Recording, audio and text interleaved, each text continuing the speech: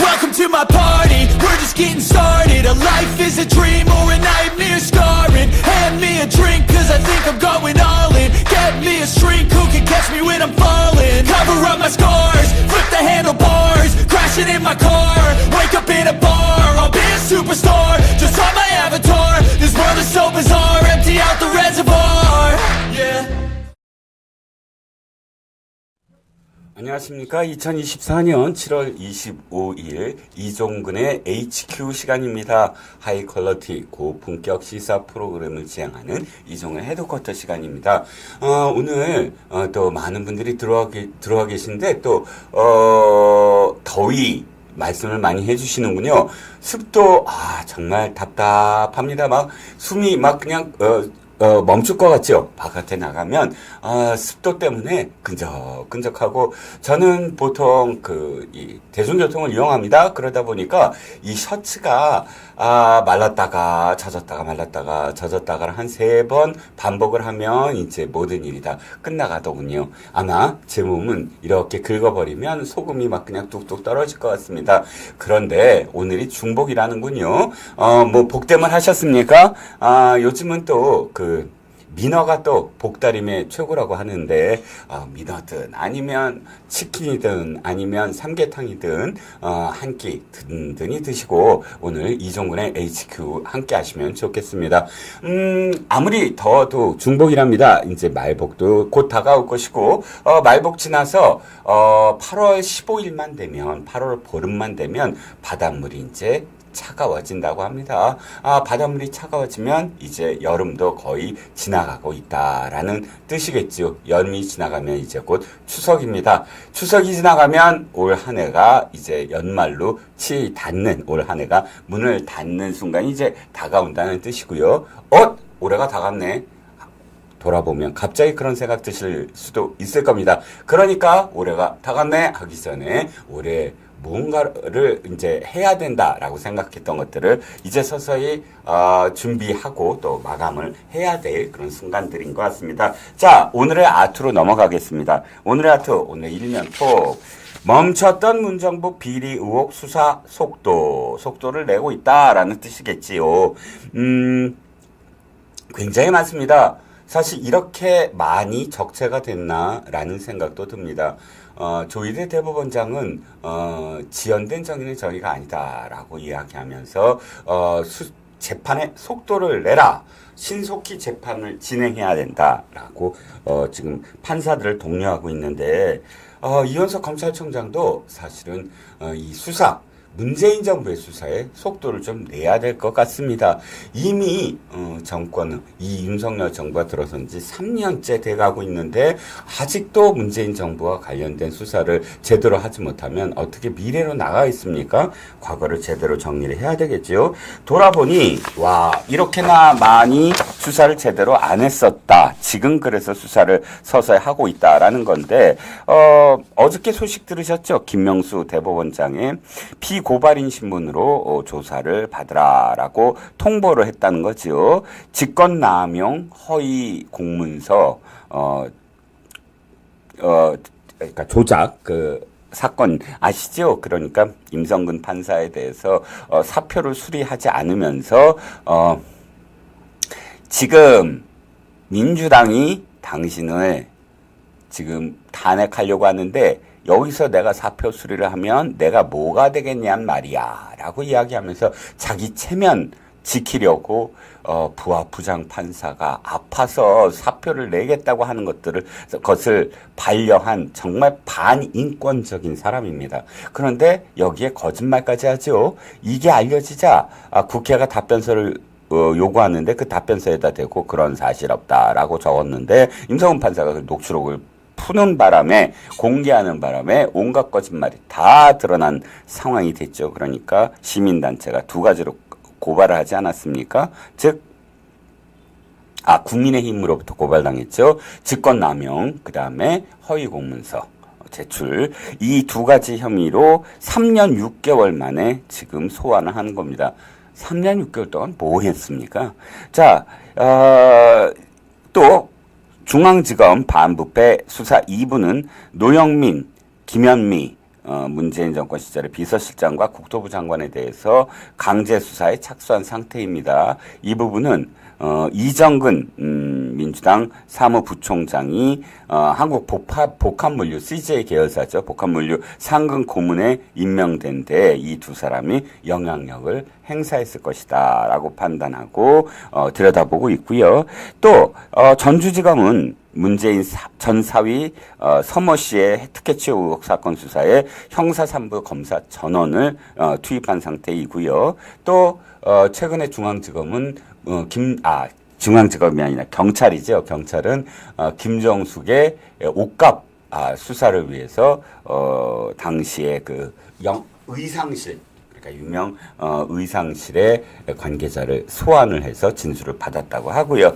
여기에 김만배와 거래를 했다는 의혹이 있는 권순일 전 대법관도 곧 소환한다고 합니다.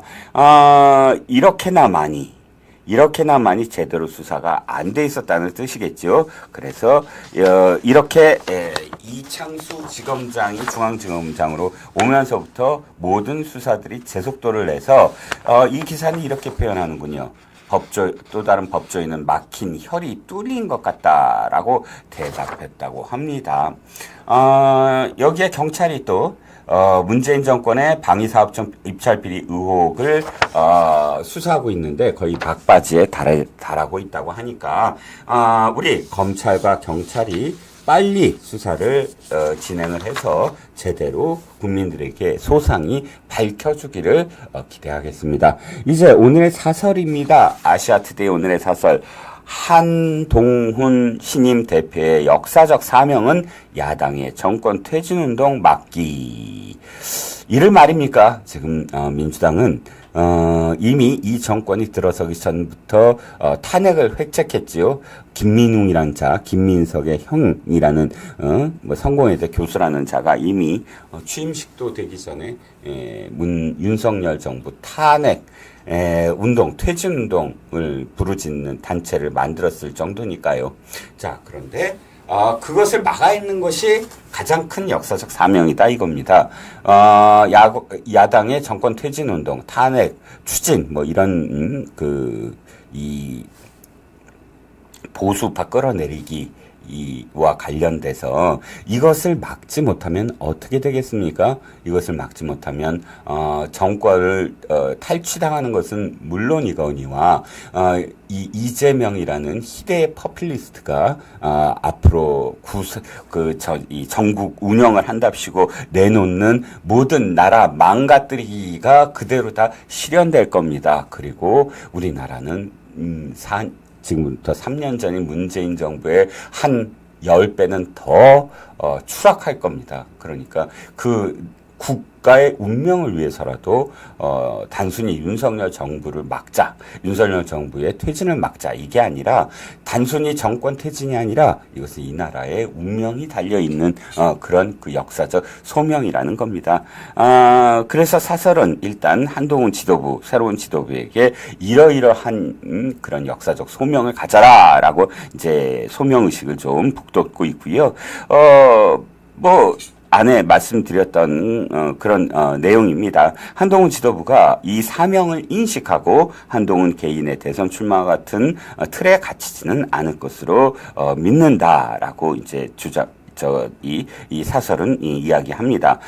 김건희 조사라든지 여사 조사라든지 명품백 사건이라든지 이런 것들을 야당의 어떤 치밀한 어떤 공작에 넘어가면 안 된다라는 얘기고요. 그래서 야당의 어떤 그 불을 떼기 시작하는 정권 퇴진 운동에 대해서 당당히 맞서고 또 한동훈 지도부는 첫째도 단결, 둘째도 단결, 셋째도 단결해서 용산과의 갈등과 균열을 막고 소모적인 어떤 파워 게임을 중단해야 한다라고 지금 사설은 권고하고 있습니다. 자, 오늘의 아투 여기까지고요. 이제 본격적으로 오늘의 이슈로 넘어가겠습니다.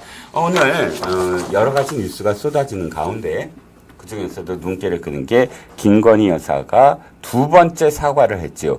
첫 번째 사과는 대선 과정에서 허위 경력 논란, 그러니까 이 자신의 어떤 그런 그 논문 파동이라든지 혹은 뭐 자신의 어떤 이력 중에 어느 대에 어느 학위를 땄다든지 이런 부분들과 관련해서 오해의 여지가 있는 어떤 표현들을 썼으므로 그것을 사과하겠습니다라고 당시에 이 김건희 여사가 고개를 숙였죠. 그 이후에 이제 또 처음으로 그 이후에 두 번째로 그러니까 지금 사과를 했는데 사실 이 사과는 본인이 직접 나와서 하지는 않았습니다. 김건희 여사의 변호사인 최지우 변호사가 매일신문이 하는 유튜브 뉴스 캐비닛에서 이동재 앵커에게 한 말입니다. 이 변호사가요. 이 변호사가 한 말은 이겁니다. 지금까지 국민들한테 어떠한 입장도 표명하신 적이 없는데 수사를 받기 전 조서에 기재되지는 않았지만 심려를 끼쳐 국민들에게 죄송하다라고 말씀드리고 성실히 조사에 임했다라고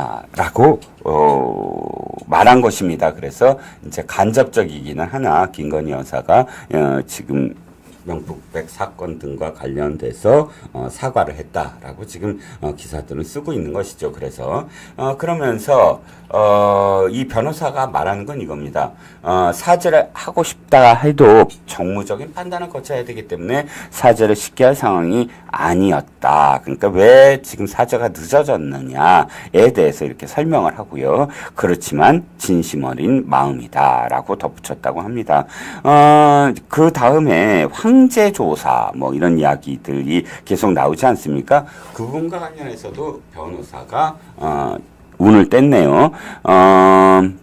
출장조사, 황제조사라는 비판이 나오는 데 대해 처벌 규정도 없는 사건에서 헌정사 최초로 현직 영부인이 직접 대면 조사까지 받았다. 이게 왜 황제냐라는 얘기고요. 그는 혐의를 입증할 증거가 불충분한 경우는 대부분 서면 조사로 한다. 그런데 지금 소환할 법적 근거가 없다. 그러니까 혐의를 입증할 증거가 거의 없는 어떤 상태이기 때문에 뚜렷한 상태죠. 그러니까 죄가 없음이. 그래서 검찰에서도 그렇기 때문에 소환장을 보낼 수 없는 상황에서 도리어 이제 그 김건희 여사가 적극적으로 협조해서 제3의 장소라도 대면 조사가 이루어진 것이다라고 지금 이야기하고 있습니다. 그 최 변호사는 검사들이 지금 휴대폰을 제출한 것에 대해서 비판의 목소리가 높아가자 그 부분은 대통령 경호 지침이다. 대통령이나 혹은 영부인을 대면할 때 휴대폰을 반납하는 것이 통상적인 절차다. 이렇게 주장했습니다. 이건 맞는 말이긴 하죠. 왜냐하면 저도 박근혜 대통령 시절에 편집국장 오찬이 있었습니다. 편집국장 오찬을 가려면 옛날엔 청와대였잖아요. 청와대 앞에 그 주차장에서 모입니다. 각자 차를 타고 그 앞에 이제 모이면 차를 거기다 세워놓고 버스를 탑니다. 이제 버스에 옮겨 타면 지금 청와대가 열렸다 했을 때 청와대 끝에서 문이 딱 열리고 쭉 올라가서 본관이 딱 나오잖아요. 청와대 본관이. 그 문을 열고 이제 버스가 들어갑니다. 그러면 중간중간에 이 해저드 같이, 그러니까 해저드가 아니라 뭐죠? 돌출해서 폭탄차가 있는데 돌진한다든지 이런 걸 막기 위해서 그렇게 블록 같은 것이 갑자기 밑에서 올라옵니다. 그런 것을 버스가 이제 다 비껴서 이제 도착을 합니다. 자, 청와대 본관에 딱 도착을 하면 뭐부터 하는지 아십니까? 바로 핸드폰부터 그러니까 이런 함이 있습니다. 그 함에 이름이 적혀져 있는데 자기 이름에 핸드폰을 거기다 놔야 됩니다. 이건 무조건 의무적이고요. 또 제가 육군발전 자문위원이거든요. 근데 후방에 작전사령부를 간 적이 있어요. 대구에. 그 작전사령부를 들어갈 때 지금 제가 이 코너, 이 이름을 헤드쿼터라고 했죠. 그 헤드쿼터에 들어가는데, 그러니까, 전 지역에 있는 사령관들이 전부 다 장군들이 전부 다 화상회의를 할 수 있는 그런 시설이지요. 한꺼번에 화상회의를 한다든지 또는 전방에 어느 지역에 CCTV가 어떻게 설치되어 있어서 그걸 확대해서 본다든지 또 전쟁이 벌어졌을 때 전국적으로 어떤 지금 데미지가 있고 어디를 탈환했고 하는 것들을 종합적으로 어마어마하게 큰 그런 LED 백보드에서 그걸 보면서 쭉 앉아갖고 회의를 할 수 있는 그런 공간입니다. 그 헤드쿼터에 들어갈 때도 당연히 핸드폰을 제출합니다. 그래서 지금 이 최지우 변호사는 김 여사를 조사하러 간 검사들이 휴대폰을 제출한 건 통상적인 절차다. 국무회의를 할 때도 장관들도 전화기를 반납하고 들어가야 하는데 휴대폰을 반납했다고 황제 조사라고 몰아가는 건 납득이 안 간다라는 겁니다. 대통령 경우에는 예외가 없다. 나라를 위해 헌신한 대통령 경호처가 악의적 프레임에 고통을 받았다라고 이야기하고요. 김 여사의 조사에 대해서도 조금 좀 설명을 했네요. 명품 가방 수수 의혹 논란과 관련돼서 조사를 받는 도중에 김 여사는 딱 한 번밖에 쉬지 않았다고 합니다. 굉장히 오랫동안 강도 높은 조사를 받았고, 현재 이제 좀 허리가 좀 안 좋으신 상태라고 해요. 그래서 장시간 조사가 가능할지 여부도 좀, 걱정이, 우려가 많이 됐는데, 그래도, 김 여사는 12시간 동안 어쨌든 조사를 받았다. 검사들이 이제 돌아갈 때 영부인이 직접 나와서 고생하셨다고 인사까지 했다라고, 지금 이 최지우 변호사는 전하고 있습니다. 일견 이런 비판도 있을 수 있을 것 같아요. 예를 들자면 왜 변호사들이 이렇게 인터뷰를 해서 그 당시 상황을 이 김건희 여사의 입장을 대변하느냐. 김건희 여사도 대통령실에서 그러니까 이 영부인 즉 대통령의 부인이므로 물론 공식적인 어떤 공직자는 아니더라도 준해서 정무적인 어떤 판단 속에서 대통령의 이 홍보 라인, 즉 홍보수석이라든지 대변인이 이런 부분들을 이야기하는 것이 옳지 않느냐 이런 얘기도 있습니다. 하지만 아까 말씀드렸듯이 현행법상 보면 김건희 여사가 예를 들어서 사법적인 어떤 판단을 받아야 될 때 이럴 때는 그 안에 공무원, 즉 나라의 세금으로 록을 받는 그런 공무원이 법률적인 어떤 그런 변호사 역할을 한다는 건 말이 안 되죠. 왜냐하면 대통령이 아니니까요. 대통령 부인이니까. 그러니까 자기 사비로서 변호사를 써야 됩니다. 법률적 조언이야 들을 수 있겠지만 실제로 변호를 하는 건 사적인 어떤 관계이지요. 그래서 이것을 발표하는 것도 사실 청와대에 있는 공식적인 어떤 조직이 하느냐 아니면 변호사가 하느냐 고민이 좀 있었을 겁니다. 그런데 아마 변호사가 하면 또 변호사가 했다고 민주당은 공격할 포인트가 있거든요. 나라의 세금으로 왜 변호를 하느냐 뭐 이런 식으로 공격할 가능성이 있으므로 아마 변호사가 직접적으로 이렇게 나서서 최지우 변호사 직접 나서서 김건희 여사를 좀 대변하는 그런 지금 모습으로 아마 비춰지는 것 같습니다.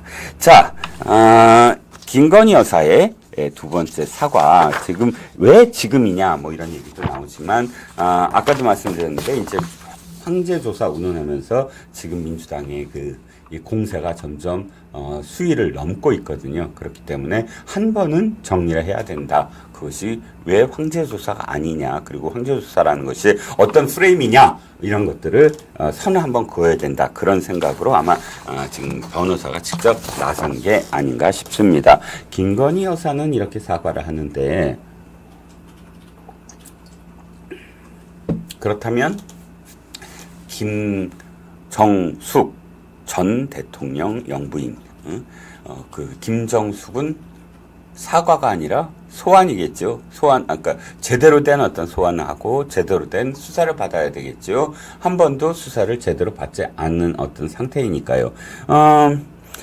그래서 김정숙과 관련해서는 이렇게 기사가 이미 나왔습니다. 즉, 경찰이 김정숙 여사 옷값 의혹과 관련돼서 의상실 관계자를 소환해서 수천만 원의 현금 결제를 확인했다고 하는 것이지요. 지금 누구를 불렀느냐? 경찰이.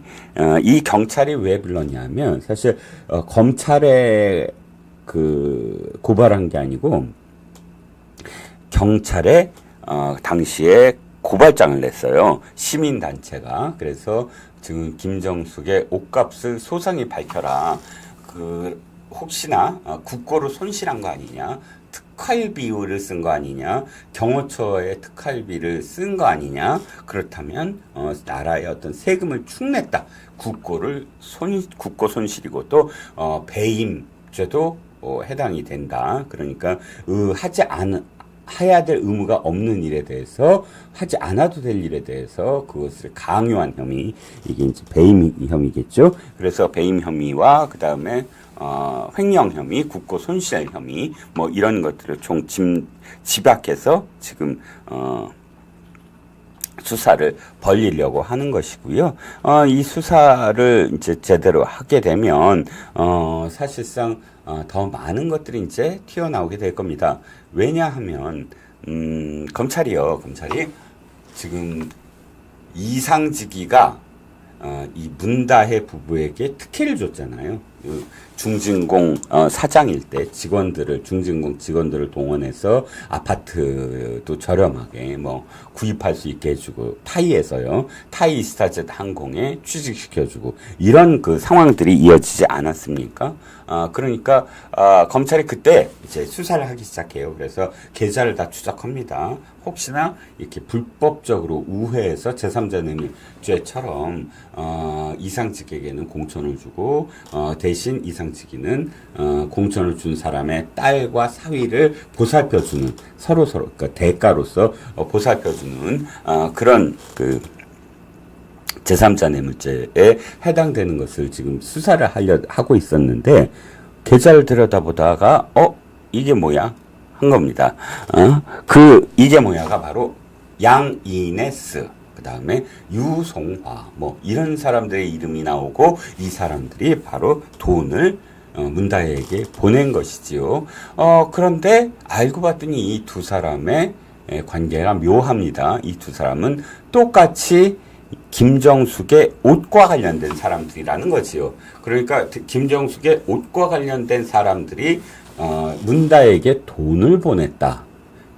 이렇게 지금 연결이 됩니다. 그러면 문다혜에게 돈을 보낸 것이 어떤 의미를 갖느냐? 옷값하고 어떻게 연관이 되느냐? 혹시나 옷값은 어떤 식으로 냈느냐? 이런 것들을 이제 따져보기 위해서 바로 당시에 옷을 구입한 의상실의 관계자를 불러서 소환해서 이제 그 조사를 하기 시작한 것이고요. 그런데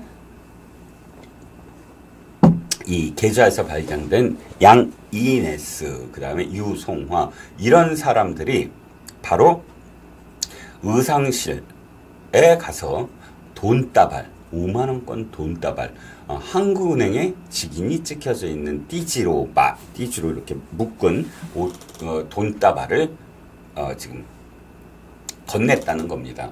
생각해 보세요. 왜 신용카드를 쓰지 않았을까요?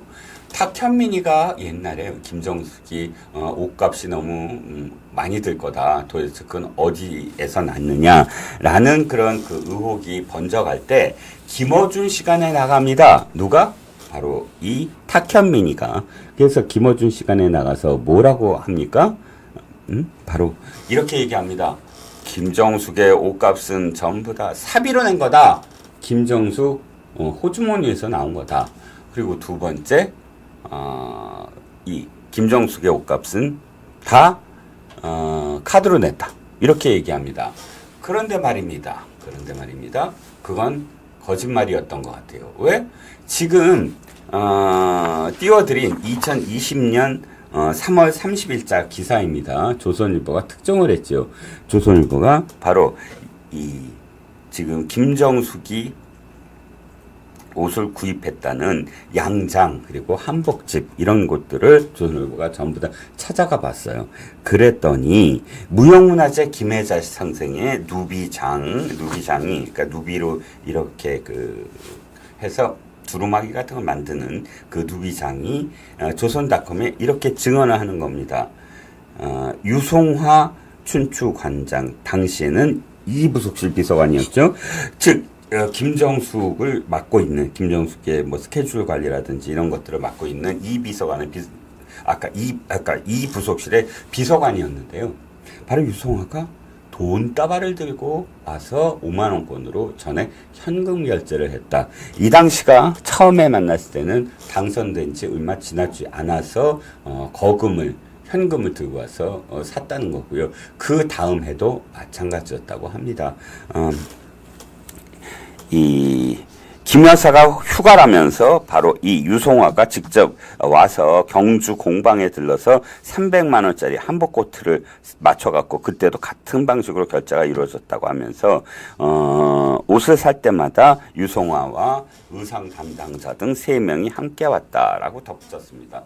의상 담당자는 누굴까요? 바로 양이네스가 이 안에 포함될 겁니다. 양이네스가 원래 총무비서관 소속인데 총무비서관이 아니라 지금 김정숙의 옷 담당 비서로 활약을 했지요. 그래서 바로 이렇게 그 의혹이 있는 이 두 사람이 바로 돈을 들고 옷 사러 다닌 그런 사람들입니다. 그래서 또 있죠. 전태수라는 분인데 청와대 출장까지 와서 치수도 재가고 했던 구두 장인입니다. 이 구두를 만드는 분이 바로 보좌관이 현금을 주더라라고 또 이야기합니다. 버선코 구두, 그러니까 구두는 구두인데 버선을 신은 것처럼 보여서 마치 이제 한복에 딱 어울리는 그런 버선코 구두도 샀고 그 다음에는 양장에 어울리는 구두도 샀고 그래서 이 전태수라는 분이 또 증언하기를 아이고 구두값도 전부 다 현금으로 내셨어요. 아주 고맙지요. 뭐 고맙지요는 내 얘기입니다. 현금으로 주면 다 고마워하잖아요. 그렇게 펑펑 어디서 현금이 났을까? 도대체 이 사람은 그리고 화수분처럼 그렇게 돈이 줄지 않는 이유는 뭘까? 뭐 이런 미스테리가 있는 상황입니다. 그래서 이 옛날 기사에도 보면 벌써 옷이 한복이 6벌, 구두 15개 켤레인데 전액 5만 원권으로 했으니 한두 벌이겠습니까? 한두 벌이겠냐고요. 어마어마하겠죠. 물론 겉으로 드러난 것만 178벌을 세봤다고 합니다. 어느 네티즌이 김정숙의 사진을 모두 다 구해서 일일이 다 검증을 한 끝에 그렇게 나왔다고 하지요. 아무튼 지금 김정숙이 이렇게 김정숙 수사에 대해서 이렇게 발빠르게 움직이고 있다는 거 굉장히 고무적인 그런 이야기고요. 그래서 아마 김정숙은 옷값과 관련돼서 소환될 것으로 보이는데 시청자 여러분, 단순히 옷 때문에 지금 검찰이 이러고 있을까요? 그렇지 않습니다. 중요한 건 옷이 아닙니다. 옷에 들어간 돈이 중요한 것이죠.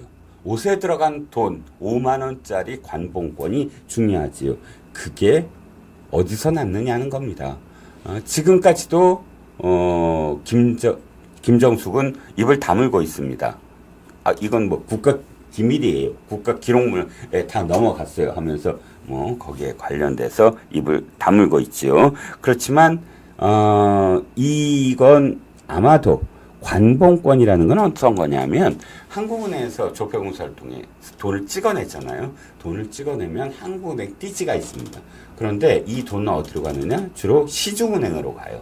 그래서 시중은행에서 다시 이 돈을 갖고 돌립니다. 그러니까 뭐 대출해 줄 때나 뭐나 해서 이 관봉권을 받는 건 민간인이 받을 수가 없지요. 그런데 관봉권을 받는 쪽이 두 군데가 더 있습니다.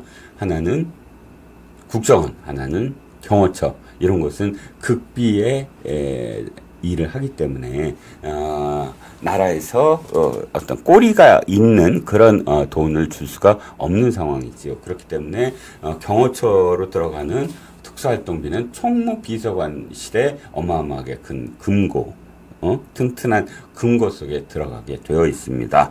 자, 그런데 바로 아까 김정숙의 옷을 사러 가거나 김정숙의 구두를 사러 갔던 사람들이 누구라 그랬죠? 양이네스, 그다음에 유송화. 근데 이 사람들이 아주 수상합니다. 왜? 옷값만 뭐 관봉권으로 들고 다니는 게 아니라 바로 이 자들이 태국에 있는 문다혜에게 돈을 보내줘요. 그걸 지금 캐치한 겁니다. Got it. 바로 캐치한 겁니다. 그래서 딸에 왜 돈을 줬을까? 왜 직접 주지 않고 이렇게 양이네스나 유송화를 시켰을까? 또 문다혜는 이런 글을 썼다가 지우지요.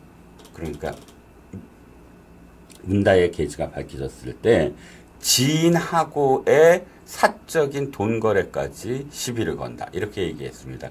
나중에 그걸 다 지웠더라고요. 그런데 지인에게까지 그 지인이라고 부른 사람이 누굽니까?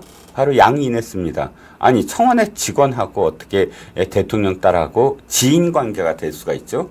정말 이해가 가지 않습니다. 그러다가 이제 그 글은 삭제해버렸죠. 바로 이 유송화와 지금 그 양이네스, 거기다 경호처 직원까지 이름이 안 밝혀진 이 사람들의 돈 거래는 도대체 어디서부터 출발한 걸까요? 이 사람들이 수상한 돈의 흐름이 사인 간의 거래라고 할 수가 있을까요?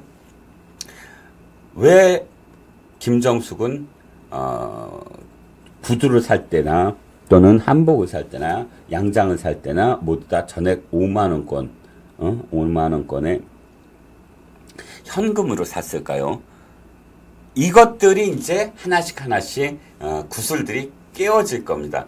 구슬이 하나씩 깨어질 때마다 점과 점이 연결이 될 겁니다. 그러면 선이 되죠. 선과 선이 연결이 될 겁니다. 그러면 면이 됩니다.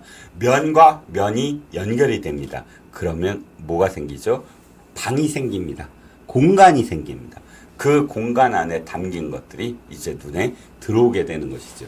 그러니까 지금 문다혜에게 모든 것을 다 바친 그런 정황이 드러날 수가 있다는 겁니다. 저는 이 문재인이라는 사람도 딸 때문에 망할 거다, 아들 때문에 망할 거다라는 생각이 많이 들었습니다. 아들 때문에 망한 사람 참 많습니다. 사실 아까운 사람이 얘기하죠. 정몽준이라고 기억을 할 겁니다. 정몽준도 아들 때문에 사실은 더 선거를 치르지 못하고 정치인의 인생을 끝냈지요. 그런가 하면 이명박 대통령도 아들 때문에 사실은 감옥에 간 겁니다. 그 아들이 사실 변변치 못했나 봅니다.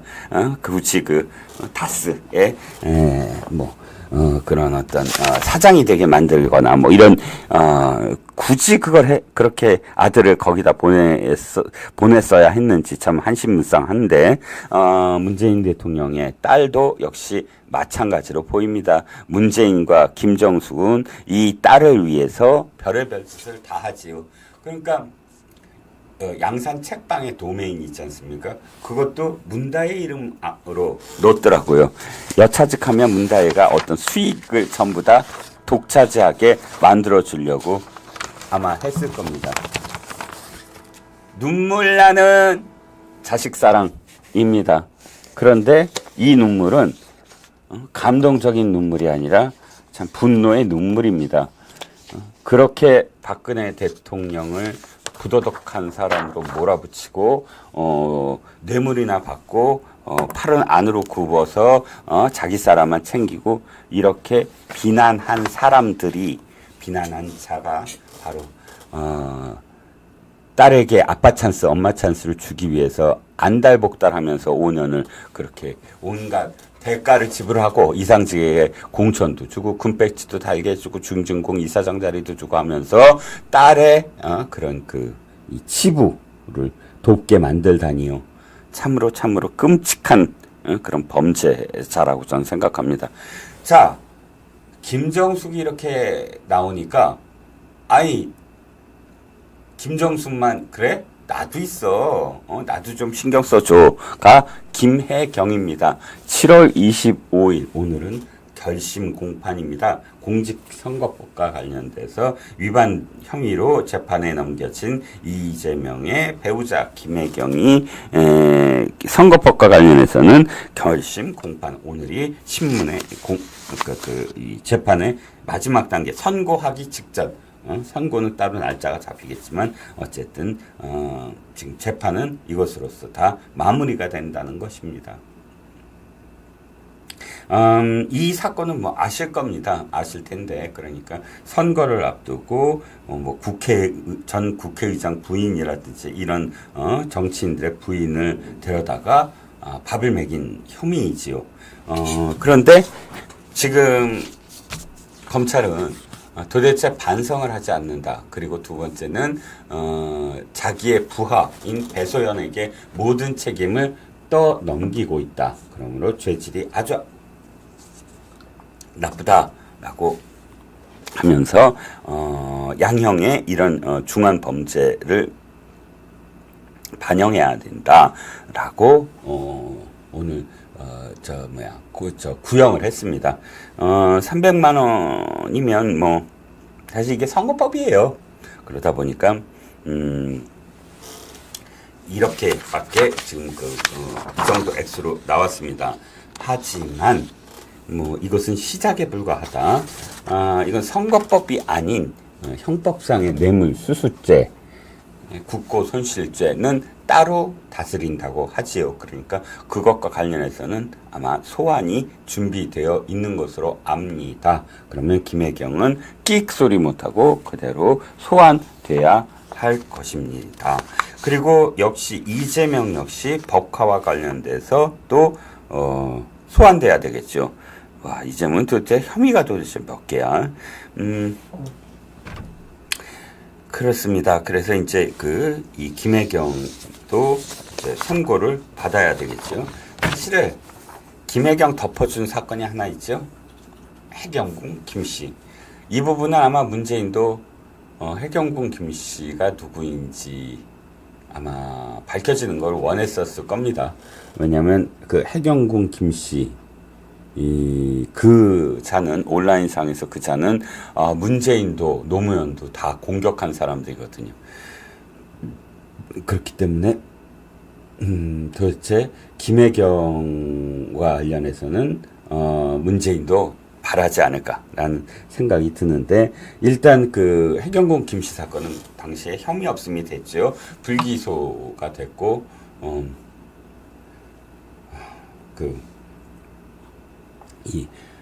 이것만 그러니까 법카와 관련돼서만 남아 있습니다. 일단 법카가 제대로 수사가 돼야 되겠지요.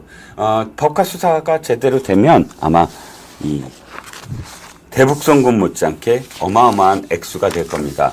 아시죠? 제3자 뇌물이나 뇌물 사건은 액수입니다. 몇 억이냐에 따라서 가중 처벌되기 때문입니다. 특가법이나 특경법, 뭐 배임, 횡령이나 이런 부분들은 뇌물이나 이런 부분들은 엄중하게 처벌되거든요. 공직자가 말입니다. 공무원이 뇌물을 받는다, 있을 수 없는 일이다. 국가의 기강이 파괴된다. 이런 의미로 아주 엄중하게 다스려집니다. 자, 오늘은 일단 김건희 여사의 두 번째 사과와 김정숙과 김혜경의 지금 수사 상황도 구형된 상황까지 알아봤습니다. 자, 오늘의 이슈 두 번째로 넘어가지요. 이진숙이 미운 민주당에 이진숙이 한 수 가르쳐줬다라는 내용입니다. 오늘도 이진숙 청문회가 계속되고 있습니다. 뭐 가관입니다. 한국의 괴벨스다. 몇 살이냐? 아니, 이진숙 후보자에게 최민희가 물은 겁니다.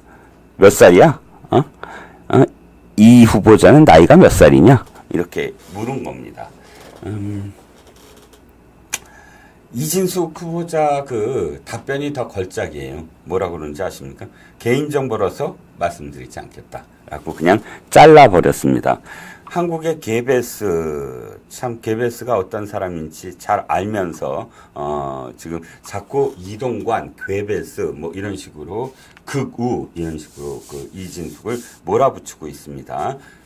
그런데 이진숙 그 내정자 박정희와 이승만을 좋아하면 존경하면 극우고 그 다음에 노무현과 김대중을 존경하면 지식인이냐라고 되받아친 거예요. 사실 이렇게 당당하게 되받아치니까 도리어 야당이 당황해서 그 다음에 대응을 제대로 못하더라고요.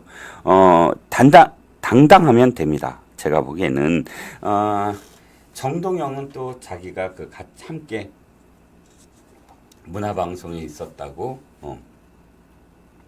꽃이 뭐 명예를 지켜라 뭐 좋은 말인 것 같아 보이지만 이렇게 얘기합니다. 아끼던 후배 기자 이렇게 변질시킨 괴물 실체가 무엇이냐. 괴물이라고까지 표현을 했네요. 자, 그 다음에 난 이 사람이 가장 또 기가 막힙니다. 박지원, 정동영, 박지원이 도대체 왜 또다시 등장해서 이렇게 정치판을 또다시 흐리게 만듭니까? 박지원 이렇게 얘기합니다. 이진숙, 혀운동도 조심해라. 자연인은 막 살아도 되나. 혀운동도 조심하라. 이 말은 막말에 대해서 이야기하는 것 같습니다.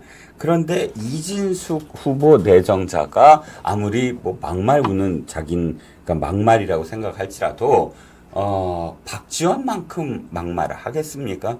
박지원이라는 사람은 최근에 뭐 옛날 거 다 뭐 들여다보지도 않았어요. 가장 최근에 어떤 말을 했습니까? 2024년 5월이지요. 김어준 시간에 나갑니다. 그리고 김진표 국회의장을 욕을 하면서 이렇게 얘기합니다. 뭐 직권 상정 안 하고 해외로 도피하는 박병석이나 김진표나 다 똑같은 놈들이다.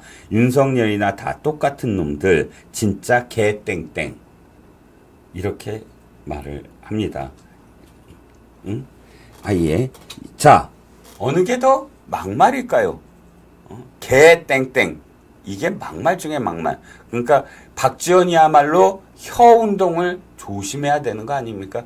그 혀로 말미암아 마음속에 상처를 입는 사람들이 한둘이겠습니까?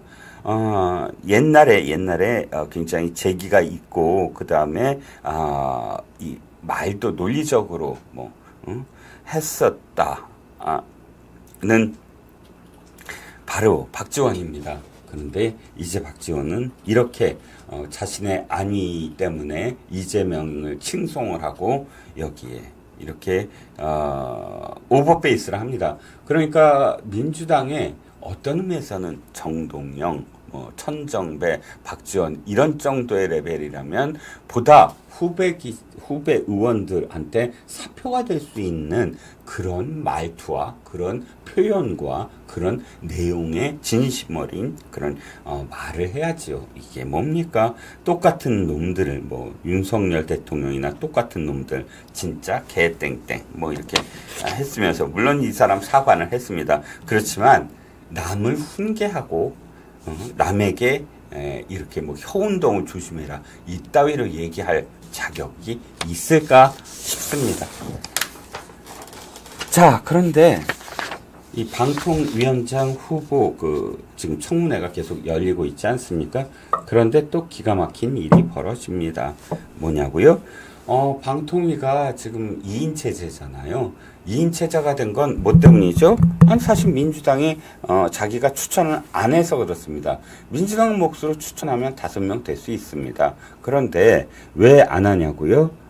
정적수가 이렇게 2명밖에 안 됐는데 밀어붙여서 우리는 탄핵할 수밖에 없어. 이런 명분을 만들기 위해서, 탄핵의 명분을 만들기 위해서 솔직히 자기네들이 지금 추천을 안 해서 5명 체제가 안 되었을 뿐인 겁니다. 그런데도 불구하고 마치 그것이 탄핵감이냐 지금 주장을 하면서 부위원장이죠. 이상인 부위원장까지 지금 탄핵 소추하겠다고 엄포를 온 겁니다. 그러니까 바로 그 전날 이상인 부위원장은 사표를 냈습니다. 사표를 내고 이 상임위원 자리는 대통령이 지금 임명하는 자리이므로 대통령은 곧바로 새로운 어떤 새로운 방통위 부위원장을 바로 임명하면 됩니다. 그럼 임명하면 이제 이진숙 청문회가 지금 거의 다 아마 오늘 내로 다 끝날 텐데, 오늘 끝나면 두 사람 체제로 해서 박문진 이사들을 교체하는데 아마 주력을 할 겁니다. 그리고 또 거꾸로 그걸 막기 위해서 민주당은 온갖 술수를 다 쓰고 있는 거지요. 어찌됐든 이상인 부위원장을 이렇게 탄핵하니까 이상인 부위원장 바로 사표를 냈습니다. 순발력 있게 사표를 내므로써 어쨌든 2인 체제를 그대로 유지하겠다는 것이고, 또 방통위를 정상화시키고 MBC를 정상화시키겠다라는 의지를 지금 표명한 것이지요. 자, 그래서 방통위 부위원장 소추 발의까지 들어봤고요. 방금 전에 따끈따끈한 소식이 하나 들어왔지요. 바로 이겁니다. 그러니까 최혜병 특검법과 관련한 본회의 표결이 있었어요. 근데 어떻게 된지 아십니까? 아슬아슬하게 지금 부결이 됐어요. 와, 저는 그래도 저기로 알았어요. 그러니까 108석은 그대로 지켜지겠다. 아니, 안철수 한 사람 빼고 107석은 지켜지겠다 했는데 두 사람이 반란을 했습니다. 두 사람이 반란을 했고요. 물론 부결은 됐지만 반대가 104, 무효가 하나, 찬성이 194입니다. 최소 2명이 지금 반대를 했다는 것이죠. 아마 6명만 더 있었으면 운명의 추는 또 확 바뀌었을지도 모릅니다. 그렇기 때문에 저는 개인적으로 어쨌든 이 결과를 놓고 봤을 때도 한동훈 비대위원장이 한동훈 대표가 제3자로 내는 방안을 모색해보자라고 이야기한 건 하나의 묘수라고 저는 생각을 합니다. 이것을 계속 만약에 원칙적으로 이게 최혜병 특검법이 잘못됐다라고만 주장해서 만약 안 받는다고 한다면 지금 4명의 반대가 더 줄어들 겁니다. 여기서 지금 6명만 있었으면, 6명만 더 반란을 했으면 끝납니다. 정권이 흔들리게 됩니다. 도리어 그것을 지금 막는데 주력을 해야 된다. 그것을 막는데 주력을 하려면 어쨌든 특검법과 관련돼서 폭넓게 지금 토의를 거쳐야 된다. 이런 측면으로 아마 이제 한동훈 대표가 수기를 갖자, 토론을 갖자라고 이야기를 합니다. 여기에 김재원 최고와 김민전 최고가 다 이제 원내대표의 영역이다, 이렇게 표현하는데 저는 그것도 잘못됐다고 생각합니다. 최고위는 이 당의 가장 최고의 의결기구입니다. 그래서 당대표가 주도하는 어떠한 입법이라든지 이런 것들도 전부 다 최고위가 추인하면 됩니다. 근데 지금 최고위가 추인할 수 있잖아요. 그러니까 한동훈 비대위원장을 반대하는 사람이 김민전과 그 다음에 김재원 이런 정도이고, 추경호가 어떤 입장을 보일지 모르겠고, 어찌됐든 여기에 정책위 의장과 그 다음에 지명직 최고위원까지 이제 등장을 하면 저는 어쨌든 한동훈 대표가 하고자 하는 바대로 가지 않을까. 그러니까 무조건 다 거부만 했을 때 돌아오는 그런 리스크를 어떻게 해지하느냐, 어떻게 그것을 피해갈 수 있느냐, 이게 관건일 것 같습니다. 자, 오늘 지금 국회 상황은 또 굉장히 시끄럽죠. 더 많은 일들이 벌어지고 있고, 아마도 지금 방송사법과 관련해서도 지금 본회의에 상정을 하려고 하는 것 같습니다. 물론 방송사법도 제 의결에서는 실패하겠지요.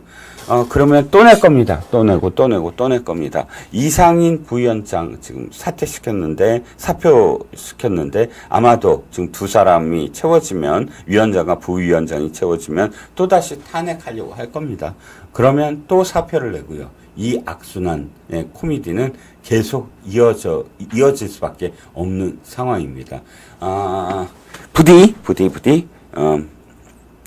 MBC가 정상화되는 그런 8월 달이 되었으면 하는 바람입니다. MBC만이 아니죠. 지금 우리 사회 자체가 정상화돼야 될 것들이 너무나 많습니다. 후쿠오카 방수도 한번 이 오염물질이라고 하는 방류와 관련돼서도 그것을 반대하는 이들이 얼마나 비과학적이고 정쟁으로 일삼아 않는지를 지금 다 보여주는 것이죠. 좌파들이 더 왜 좋아하대 사진들 올리고 조국 봐요. 그렇게 뭐라고 하더니 이제 조국은 울릉도 가서 회 먹었다라고 자랑하고, 언제 내가 지금 이 일본을 욕했냐, 또 모든 그런 오염수가 전부 한국으로 몰려올 것처럼 했던 사람들 전부 다 지금 회만 즐기고 있습니다. 자, 이렇게 과학이 지금 정쟁의 도구로 전락하는 그런 상황에 우리가 다 있습니다. 어찌됐든 저도 아투의 사설처럼